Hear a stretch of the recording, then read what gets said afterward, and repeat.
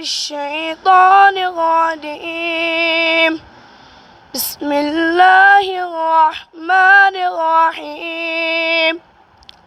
سبح اسم ربك الأعلى الذي خلق فسوى والذي قدر فهدى والذي أخرج المرعى فجعله غثاء أحوى سنقرئك فلا تنسى إلا ما شاء الله إنه يعلم الجهر وما يخفى ونيسرك لليسرى فذكر إن نفعت الذكرى سيذكر من يخشى ويتجنبها الأشقى الذي يصلى النار الكبرى ثم لا يموت فيها ولا يحيا